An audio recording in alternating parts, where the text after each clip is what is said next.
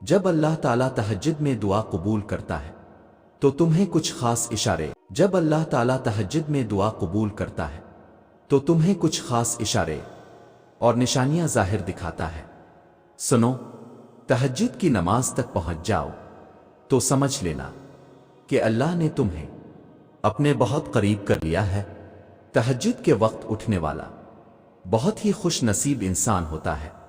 جو انسان اپنے بستر کو چھوڑ کر اللہ کی بارگاہ میں حاضر ہوتا ہے۔ تہجد اللہ پاک کی لاڈلی عبادت ہے، تو سوچو تہجد گزار اللہ پاک کا کتنا لاڈلا ہوگا۔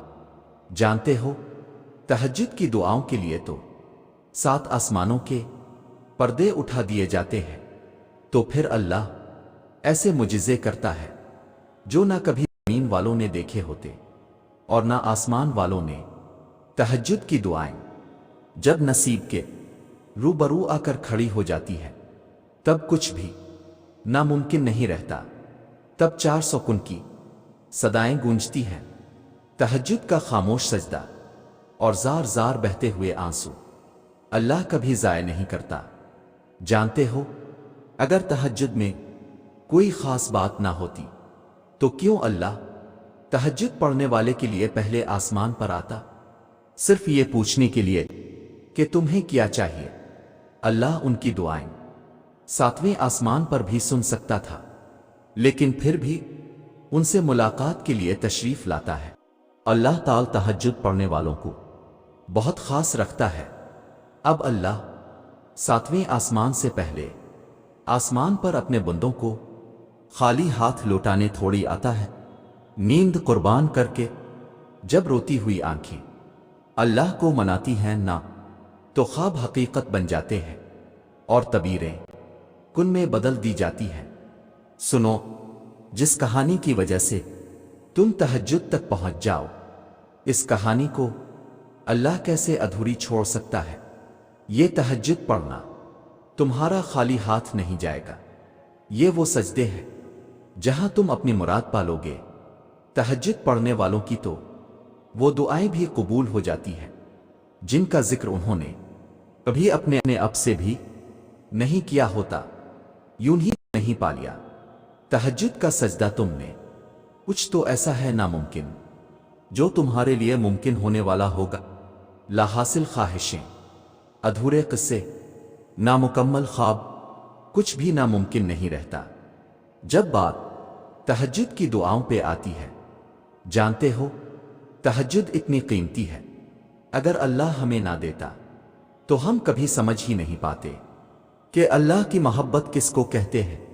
یہ جو تہجد کی دعائیں ہوتی ہیں نا، یہ قسمتوں کا رخ موڑ دیتی ہے۔ سنو، تہجد کی نماز معجزے کا ذریعہ ہے۔ جب تمہیں سارے راستے بند نظر آتے ہیں تب بھی وہ ایک راستہ کھولے رکھتا ہے، اور وہ تہجد کا راستہ ہے۔ اور اگر تمہارے نصیب میں بہتر ہوا تو تمہاری تہجد کی دعاؤں کی وجہ سے تمہیں وہ جلد حاصل ہو جائے گا جس کا تمہیں انتظار ہے، جس کے لیے تم روتے ہو، جس کے لیے تم راتوں کو اٹھ اٹھ کر دعائیں مانگتے ہو۔ تہجد پڑھا کرو، کوئی ملے نہ ملے اللہ مل جاتا ہے، اور جب اللہ مل جاتا ہے تو سب مل جاتا ہے۔ اور سنو، جو دعائیں تمہیں اتنی پیاری ہوتی ہیں نا، انہیں مانگنے کا انداز بھی بہت پیارا ہونا چاہیے، اتنا پیارا کہ اللہ پہلی بار میں ہی ان پر کن کہہ دے۔ اور پتہ ہے اللہ کو اتنا پیارا انداز کس کا لگتا ہے؟ تہجد پڑھنے والوں کا۔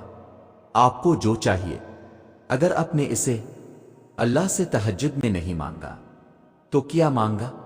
جب رات کے آخری پہر اللہ تمہیں خود چنتا ہے تہجد پڑھنے کے لیے، تو پھر سوچو وہ تمہیں خالی ہاتھ کیسے لوٹائے گا۔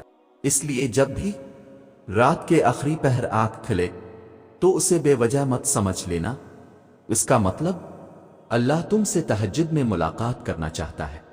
جانتے ہو، تہجد ایک ایسی لاڈلی عبادت ہے جس کا بلاوا عرش سے آتا ہے، اور یہ بلاوا اس کے لیے آتا ہے جسے اللہ نے چنا ہوا ہوتا ہے، اور یہی اس کی خوش نصیبی ہے۔ اور جب انسان یہ عبادت کر رہا ہوتا ہے تو اللہ پاک اپنے اس بندے کو پیار سے دیکھتا ہے اور اپنے نیک بندوں کی اسی عبادت سے انہیں سکون بخشتا ہے اور ان کے تمام خواہشات پوری کرتا ہے جو وہ چاہتے ہیں۔ جو کہانی تہجد تک پہنچ جاتی ہے پھر وہ کبھی ادھوری نہیں رہتی۔ چاہت سے نصیب تک کا جو فاصلہ ہے وہ بس ایک دعا ہے۔ تہجد میں بہنے والا ہر آنسو اللہ سے کن کہنے کی سفارش کرتا ہے۔ سنو، تہجد کی دعائیں تو دنیا بدل دیتی ہیں، تم تو پھر نصیب کا بدلنا مانگ رہے ہو۔ تہجد کی توفیق مل جانا ہی اس کی اور اس میں مانگی جانے والی دعاؤں پر قبولیت کی نشانی ہے۔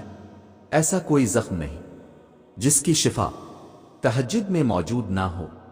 سنو، تہجد میں کی گئی دعا بند ہوئے سب دروازے کھول دیتی ہے۔ تہجد میں فرش پر کیا گیا سجدہ انسان کو عرش پر اللہ سے ملا دیتا ہے۔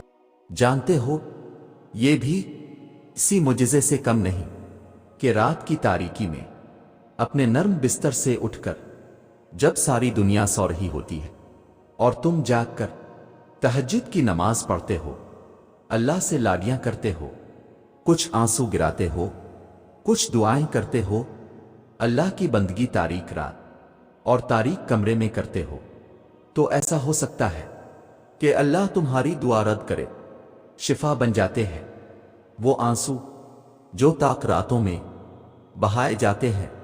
کن کہتا ہے اللہ اور ایک پل میں مقدر بدل جاتے ہیں۔ جب وہ اللہ رات کے آخری پہر تمہیں ملاقات کے لیے بلاتا ہے تب وہ تمہیں اپنے در سے خالی ہاتھ نہیں لوٹتا۔ جانتے ہو تہجد کی سب سے بڑی طاقت یہ ہے کہ تہجد تمہارے دل کو اللہ کی طرف موڑ دیتی ہے، پھر انسان کی طلب نہیں جگاتی، پھر اللہ سے ملاقات کی طلب سونے نہیں دیتی، پھر بس اللہ سے محبت ہو جاتی ہے، بے پناہ محبت۔ تہجد کا پہلا غم کا سجدہ ہی آخری غم کا ہوتا ہے، کیونکہ اس کے بعد کوئی غم نہ ستاتا اور نہ ہی کوئی زخم جگاتا ہے۔